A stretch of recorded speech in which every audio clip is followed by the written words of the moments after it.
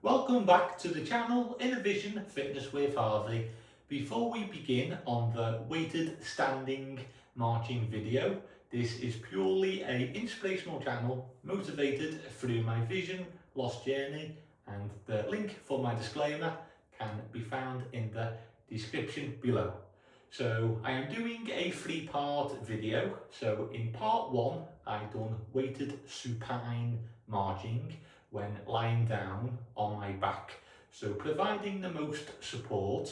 Then in part 2 I done weighted seated marching, so a bit of a progression as it tested posture but also provided support with the chair. Now in part 3 in this video, it's the most challenging and it's weighted standing marching. So testing balance and stability, and also putting the most demand on the core and also challenging posture. So if you haven't already, please feel free to give part 1 and part 2 a watch, as all support is always appreciated. So I will try and do something very similar to part 1 and part 2 to hopefully make it as easy as possible to follow, and I always have the visually impaired community in mind, so hopefully a lot of useful audio. So I will start with the benefits of the exercise. So good for improving strength and muscular endurance, good for improving posture and balance, also good for coordination and also body awareness, and also targets quite a few muscle groups. So targets the hip flexors, and the hip flexors are a group of muscles located at the front of the hips, and they play a role when lifting our knee and thigh up, so like when walking. So hopefully the exercises can also help build confidence with everyday movements. The exercise also targets the quads, as the quads help with support and control in the movement.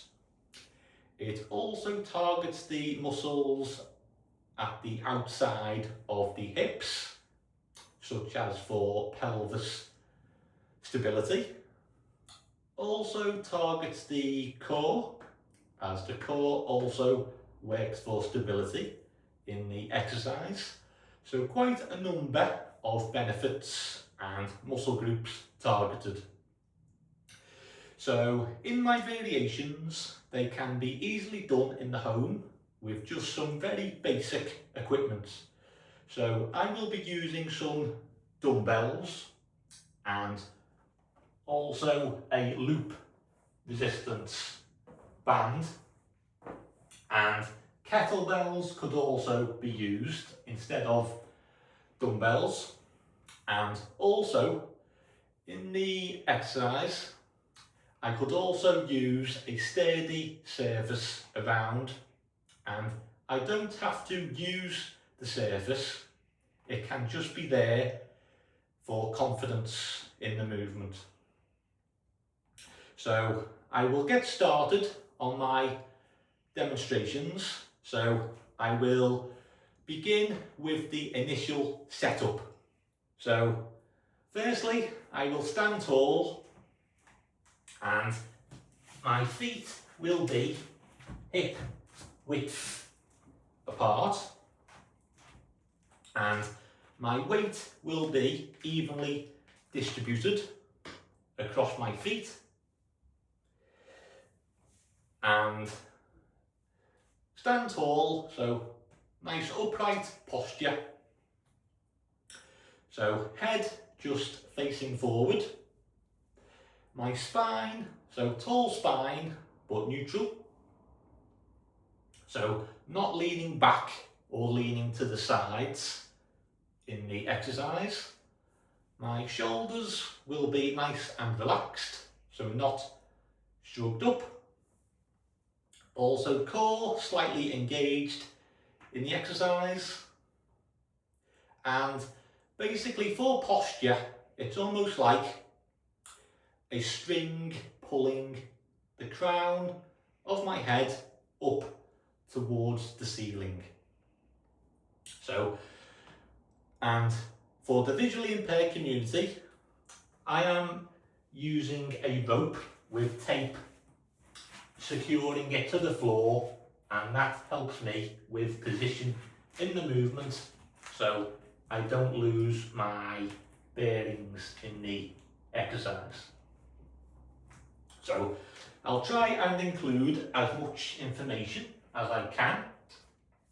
So my first variation, hopefully starting from the easiest to hardest, will be just holding the pair of dumbbells in each hand at my sides. So the dumbbells now at my sides, in position, nice posture, upright, and doing the march. And nice and slow and controlled. So right leg up, down, left leg up, down. So leg up, hold, down.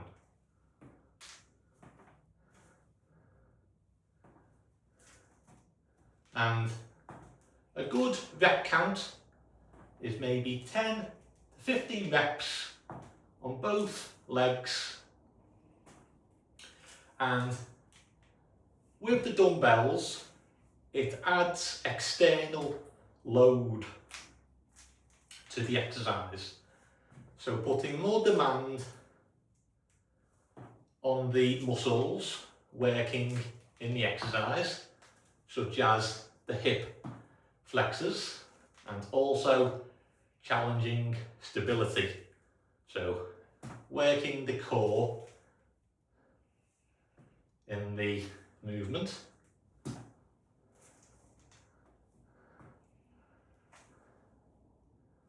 And the dumbbells I am using are 15 kilogram on each side, but lighter dumbbells can be used depending on our ability.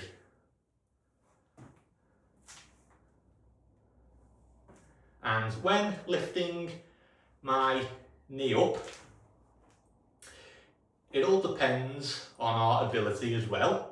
So I bring my knee up so that my thigh is basically parallel with the floor. So my shin is vertical, but I could maybe not lift my knee quite as high in the movement. And this can depend on our strength and mobility. And when using the dumbbells nice and still, so not swinging the weights, and my palms are facing inwards towards my thighs, and also I'm keeping the dumbbells nice and close to my thighs. So I will now move on to my next variation with the loop resistance band. So I will start with the band around my ankles. So I will step into the band and position the band around my ankles, and not twisting the band, so making sure the band has no twists, and there will always be constant tension in the band. So even now, at the start, before I began the movement, there's just slight tension already in the band. So this variation is good as it provides resistance across both legs.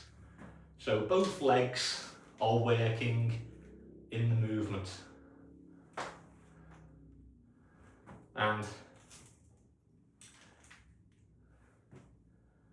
in the exercise, the muscles around the outside of my hips are working again for pelvis stability, and again the exercise is targeting the hip flexors in the movement. And it's good because as my lifting leg is working, my standing leg is working for support in the exercise to keep for balance and stability. So a good variation.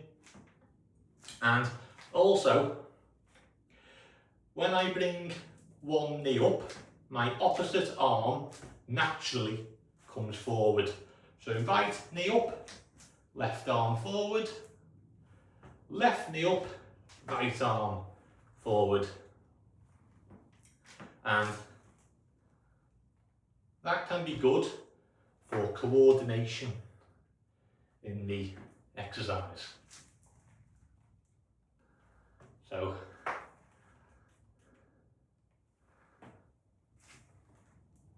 it's good that my weight is shifting from one side to the other, as in the standing variations I'm now supporting my body weight. So my next variation is now moving the loop resistance band up to above my knees, so that it's around my thighs, and again do the exercise. So I'll inhale and exhale as I bring my knee up. So, and this variation, again, targeting the muscles at the outside of the hips, as these are working in the exercise to control the position of the knees. So keeping constant tension in the band. And again, in the exercise, it's all about nice and slow and controlled in the movement.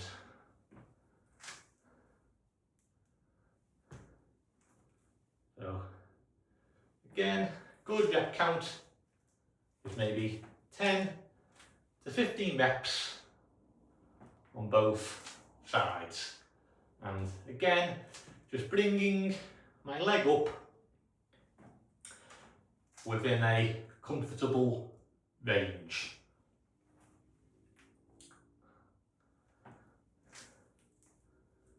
So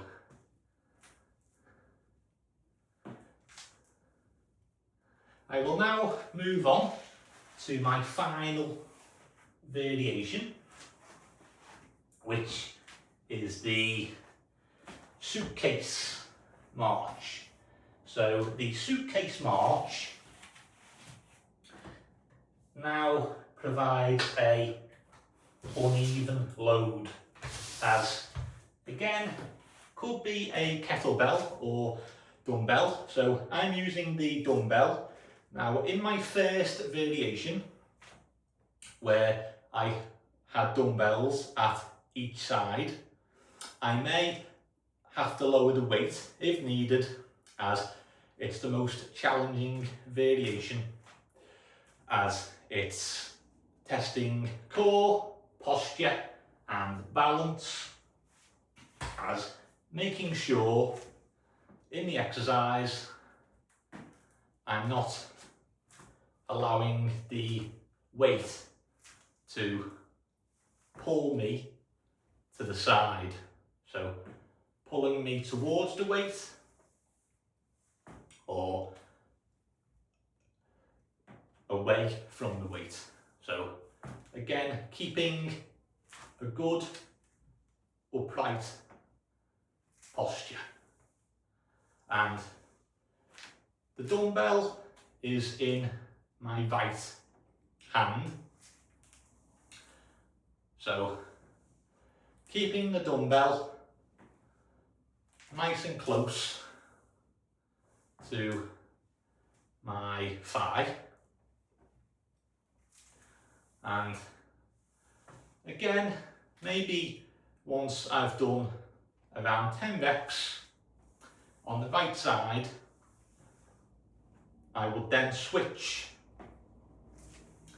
to the other side.